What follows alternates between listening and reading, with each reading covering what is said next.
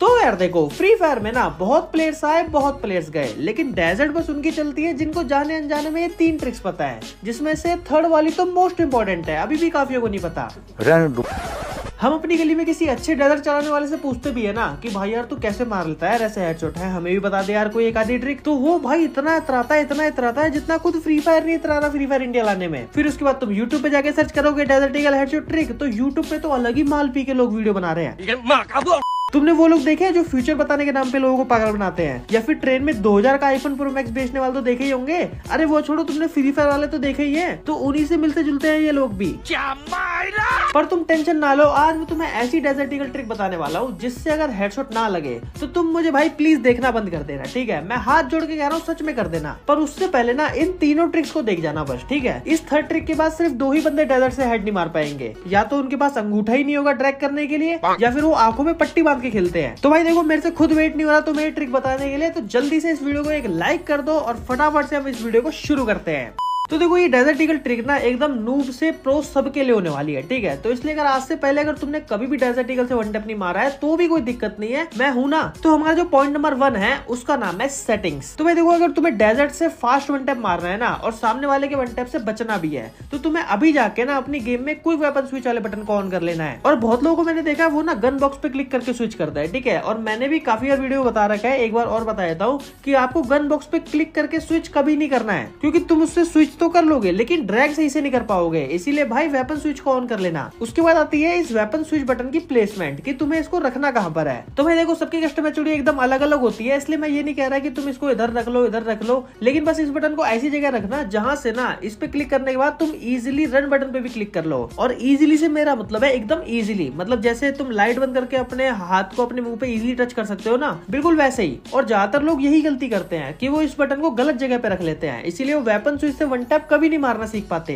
और अगर तुम मेरे से पूछोगे कि भाई तू ही बता दे यार कहाँ रखना चाहिए इस बटन को, तो मैं तुम्हें बता देता हूँ कि भाई तुम अपनी ना थर्ड फिंगर पे अगर तुम खेलते हो तो थर्ड फिंगर पे इस बटन को प्लेस कर दो, जिससे कि तुम इजिली रन बटन और वेपन स्विच पे अलग अलग फिंगर से कंट्रोल कर पाओ। और फायर बटन का साइज 50 से 55 के बीच में रख लेना, और सेंसिटिविटी को जितनी तुमने रख रखी है उससे थोड़ी सी कम कर लेना, ठीक है? जैसे अगर 110 रख रखी है तो 100 कर लेना या 95 कर लेना। अब बढ़ते हैं सेकंड पॉइंट पे। तो सेकंड पॉइंट पे तुम्हें क्या करना है कि सबसे पहले तुम्हें ट्रेनिंग में आना है और इधर ले लेनी है एक डेजर्ट ईगल। उसके बाद तुम्हें सिंपली इधर किसी बंदे को मारना नहीं है, ना ही कोई मूवमेंट करनी है, तुम्हें सिंपली डेजर्ट ईगल की एक गोली हवा में फायर करनी है और स्विच बटन पे क्लिक करना है, ठीक है? बस इतना ही करना है। और इस चीज को कम से कम 5-10 मिनट तक प्रैक्टिस करना ही करना है, क्योंकि शुरुआत में लोगों के साथ क्या होता है कि वो स्विच बटन पे क्लिक तो कर देते हैं लेकिन उनका फायर ही नहीं होता, ठीक है? वो पहले ही क्लिक कर देते हैं। उसके बाद फायर और स्विच की अच्छे से प्रैक्टिस होने के बाद ना तुम्हें इसके अंदर एक और चीज ऐड करनी है जिसका नाम है रन। क्योंकि जब तुम किसी बंदे को वन टैप मारोगे तो उधर ही भूत बन के थोड़ी खड़े रहोगे, और अगर तुम्हारा गलती से वन टैप नहीं लगा और तुम एक ही जगह पे खड़े रहे तो सामने वाला तो वैसे ही भूत बना देगा। तो इसलिए तुम्हें भाई फायर स्विच रन की प्रैक्टिस करनी है अच्छे से, मतलब तुम्हें पहले फायर करना है, फिर स्विच करना है और फिर रन कर देना है, ठीक है? बहुत सिंपल है, लेकिन ये चीज बोलने में बहुत सिंपल है, इसकी प्रैक्टिस भाई बहुत ज्यादा होनी चाहिए, ठीक है? पूरे वन टैप ट्रिक इसी के ऊपर टिकी हुई है। अब बात करते हैं थर्ड ट्रिक की, जिसका नाम है वन टैप ट्रिक, ठीक है? अब बस ना तुम ना आगे की वीडियो को बिल्कुल मिस मत करना, ठीक है? पीछे का नहीं देखा कोई बात नहीं, छोड़ दो, आगे का मिस नहीं होना चाहिए एक भी सेकंड। तो देखो, इस ब्रह्मांड में किसी को भी हेडशॉट मारने से पहले ना सबसे पहला स्टेप होता है उस एनिमी को देखना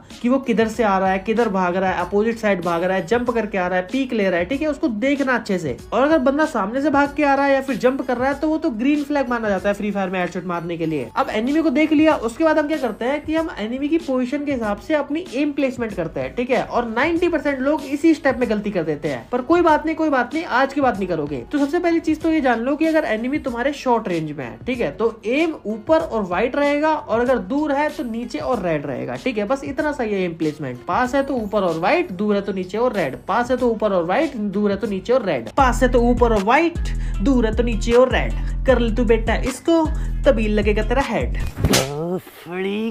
और एनिमी चाहे जंप कर रहा हो, नाच रहा हो, मर रहा हो, लेफ्ट की साइड भाग रहा हो, राइट की साइड भाग रहा हो, तिरछा भाग रहा हो, बस तुम ये देखना कि दूर है कि पास है, बस। ऐसा इसलिए क्योंकि अगर हम पास में आके एनिमी के नीचे एम रख लेंगे तो भाई भूल जाओ कि तुम्हारा हेड लग सकता है, तुम्हारा बॉडी ही चिपकेगा। क्योंकि जैसे जैसे हम एनिमी के पास जाते आते हैं वैसे एम लॉक इतना बढ़ता चले आता है तुम सोच नहीं सकते। इसीलिए नीचे तो बिल्कुल भूल के मत रखना, और रेड तो कतई मत रख लेना पास में। तुम सिंपली पास है तो ऊपर और व्हाइट, दूर है तो नीचे और रेड।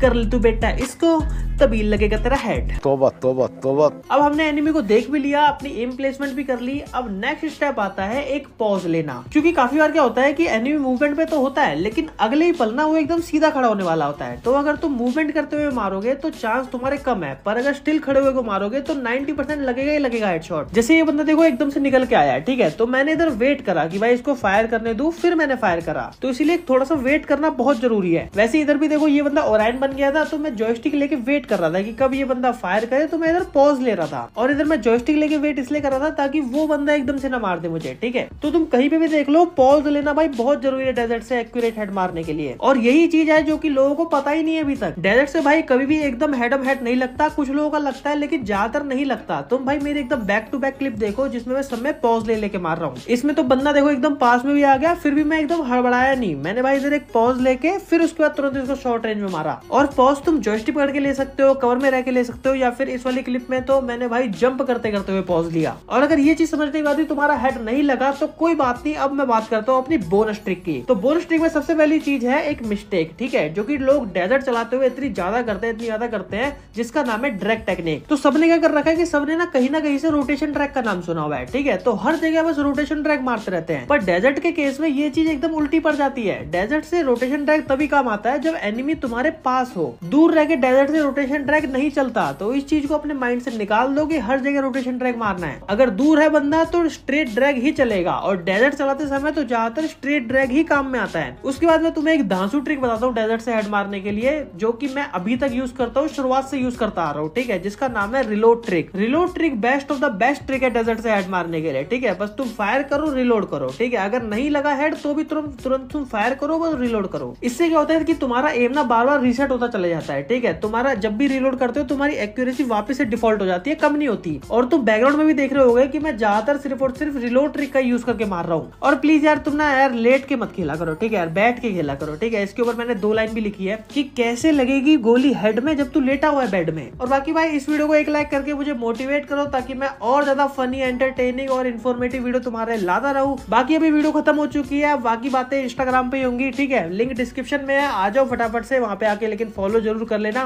मिलते हैं तुमसे नेक्स्ट वीडियो में, तब तक के लिए बाय बाय।